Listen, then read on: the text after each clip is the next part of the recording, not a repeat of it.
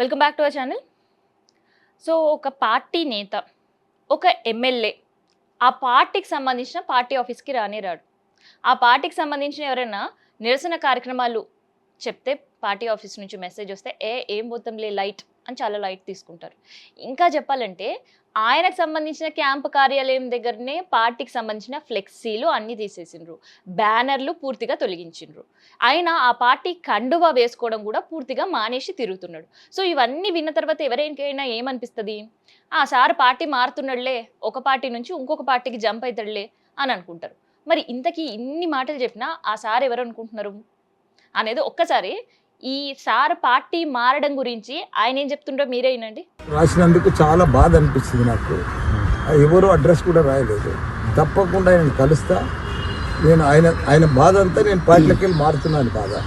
అది రాసిండు, నాకు కూడా బాధ అనిపించింది. చాలా ఇబ్బందికరం ఉంది. అడ్రస్ తెస్తే తప్పకుండా ఆయన ఇంటికి పోతుంటే తప్పకుండా ఆయన ఎట్లయినా అడ్రస్ తెచ్చుకొని పోతా. సో ఇన్నారు కదా, మల్లారెడ్డి పూలమ్మినా పాలమ్మినా కష్టపడ్డా సంపాదించిన కాలేజీలు కట్టినా ఎదిగినా ఇట్లాంటి మాటలన్నీ చెప్తుంటాడు. సో అలాంటి మల్లారెడ్డి పైన పార్టీ మారుతున్నాడు, సో బీజేపీలకు పోతాడా కాంగ్రెస్లకు వెళ్తాడా అని ఒక కన్ఫ్యూజన్ అంతా క్రియేట్ అయింది. దాదాపు సోషల్ మీడియాలో విపరీతంగా వైరల్ అయింది. ఇక కండువ కప్పుకోవడం వేరే పార్టీకి సంబంధించి ఖాయం అని సందర్భం. మరి అలాంటి టైంలో మల్లారెడ్డి అని ఏం చేసిండు తెలుసా? ఏకంగా కేటీఆర్కి సంబంధించిన బర్త్డే సెలబ్రేషన్స్ చేసిండు. అవన్నీ ఉట్టి మాటలే. నేను పార్టీలోనే ఉన్నా, పార్టీ కండువ వేసుకొని వాళ్ళ హ్యాపీ బర్త్డే చెప్తా కేటీఆర్కి, రామన్న 105 ఇయర్స్ మీరు ఉండాలి, నెక్స్ట్ సీఎం మీరే అంటూ బర్త్డే విషెస్ చాలా వెరైటీగా చెప్పింది. ఈవెన్ ఒకానొక సందర్భంలో బీఆర్ఎస్ పార్టీ నుంచి కూడా వెళ్ళిపోతాడు, ఇంకా మల్లారెడ్డి అవుట్ అనుకున్న సందర్భంలో కేటీఆర్ సీరియస్ అయ్యి ఇండైరెక్ట్గా కూడా ఆయనకు పంచలిచ్చిన సిచ్యువేషన్స్ కూడా చూసినాం. ఆ అన్నది మల్లారెడ్డినే అన్నది కూడా 100% అందరు కూడా క్లారిటీ తెచ్చింది. మరి కేటీఆర్ అన్న మాటలకి కాదు నేను పార్టీలో ఉండాలి అని డెసిషన్ తీసుకున్నాడా?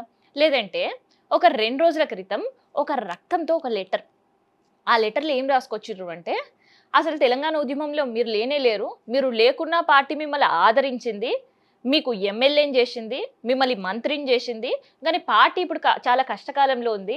అలాంటి టైంలో పార్టీ వీడి అధికారంలో ఉండే పార్టీకో లేదంటే ఆస్తులు కాపాడుకోవడానికి ఇంకొక పార్టీలో మీరు చేరడం అనేది ఎంతవరకు రైటు అని ఏకి పారేసిండ్రు. అక్కడితో ఆగిర్రు అనుకున్నారా? లెటర్లో అస్సలే ఆగలే.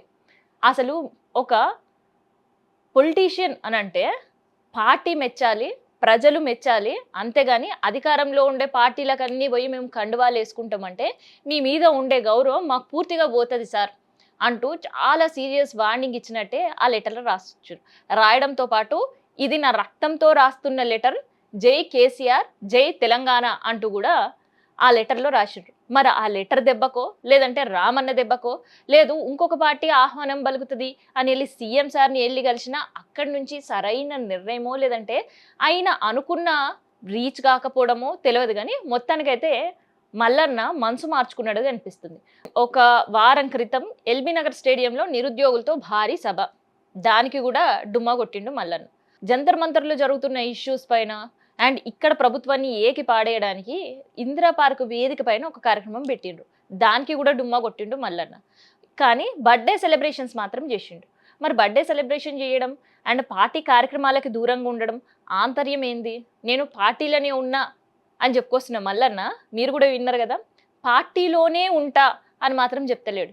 సో ప్రజెంట్ పార్టీలో ఉన్నా, మరి తర్వాత మనసు మారేమన్నా మల్లన్నది పార్టీ మారుతాడా? లేదంటే ఆ రక్తంతో రాసిన లెటర్కి నిజంగానే నేను పార్టీలో కట్టుబడి ఉండాలి, బయటికి పోతే నా గౌరవం తగ్గుతుందని ఇట్లా ఆలోచించిండా? లేదంటే కోడలు ఎట్లాగో బీజేపీలకు పోయింది కాబట్టి నేను బీఆర్ఎస్లో ఉండి ఇంకా ఎవరైనా ఫ్యామిలీ మెంబర్స్ని కాంగ్రెస్లోకి పంపించినా నా కాలేజీలు కూడా చాలా పదిలంగా ఉంటాయి అని ఇట్లా ఏమైనా ఆలోచించిండా తెలియదు. ఎందుకంటే గతంలో హైడ్రా అధికారులకి అసెంబ్లీ జరుగుతున్న సందర్భంలో అసెంబ్లీలో జర నన్ను వదిలేయండి, చూసి చూడనట్టు వండి సారు అంటూ కూడా అందరినీ నవ్వించిండు మల్లన్న. ఇక మల్లారెడ్డి తీసుకుంటున్న డెసిషన్ ఏంది అనేది త్వరలోనే తెలియబోతుంది.